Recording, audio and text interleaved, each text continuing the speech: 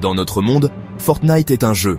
On y passe des heures, on construit des trucs, on tire sur des gens. C'est simple, non? Pour Léo, c'est une obsession. Il connaît toutes les stratégies, il connaît toutes les armes. Ses parents disent qu'il perd son temps. Léo, lui, pense qu'il s'entraîne pour quelque chose de grand. Il ne sait pas encore à quel point il a raison. C'est un garçon plutôt solitaire, mais très intelligent. Il préfère les plans compliqués aux discussions inutiles. Son personnage préféré est John-C. C'est logique, Chloé, elle, ne joue pas à Fortnite. Jamais.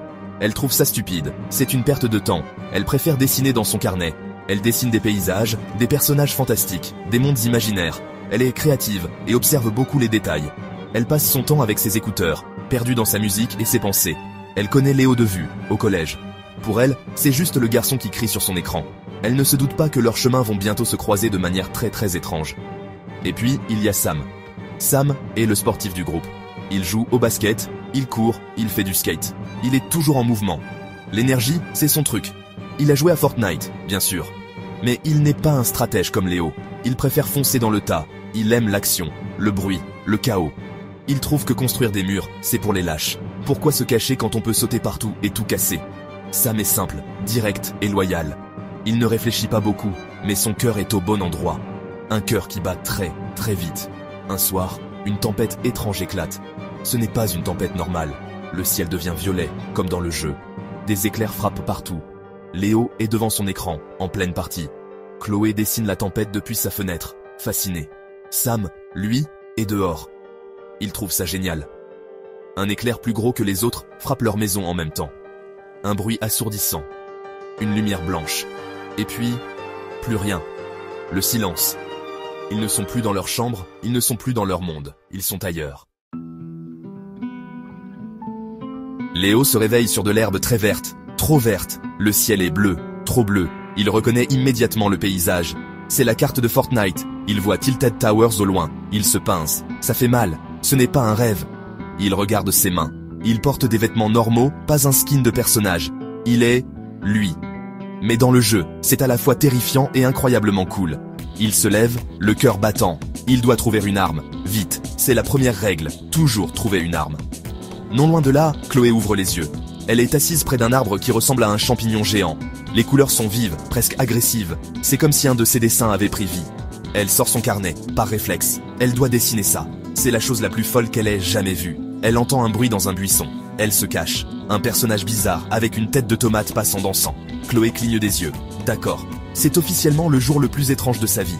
Sam, lui, atterrit en plein milieu d'une petite ville. Il regarde autour de lui. Des coffres dorés qui brillent. Des lamas en papier mâché remplis de choses. Il en frappe un. Des munitions et des potions bleues tombent par terre. Il en boit une. Le goût est horrible, comme du Red Bull périmé, mais il se sent soudain plus résistant. « Génial !» crie-t-il. Il trouve un pistolet grappin. Il tire sur un toit et s'envole dans les airs. C'est encore mieux que le skate. C'est la meilleure journée de sa vie. Leurs chemins finissent par se croiser. Léo, qui cherche prudemment une arme, voit Sam sauter de toit en toit.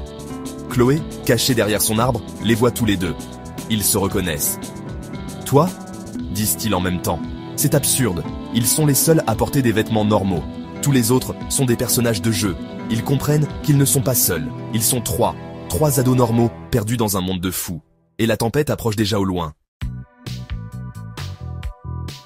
Le premier réflexe est la méfiance.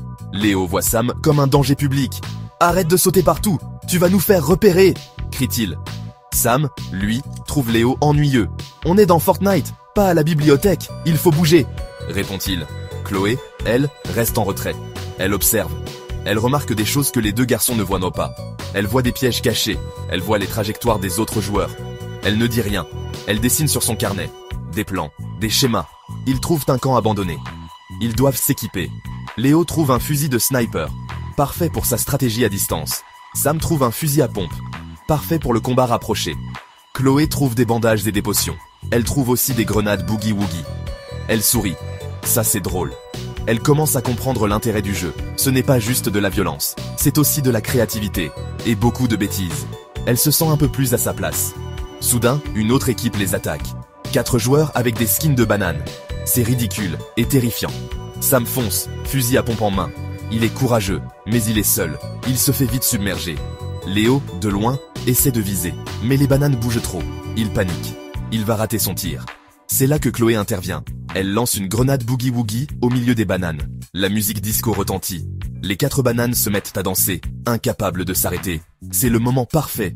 Sam, libéré, élimine 2 bananes surprises. Léo, calmement, ajuste son tir et élimine les 2 autres. Le silence revient. Ils ont gagné. Ensemble. Sam regarde Chloé avec admiration. C'était génial. Léo hoche la tête. Bonne idée, la grenade. Chloé rougit un peu. J'ai vu qu'ils étaient trop groupés. C'était logique. Pour la première fois, ils ne sont plus 3 individus. Ils sont une équipe. Une équipe improbable, mais une équipe quand même.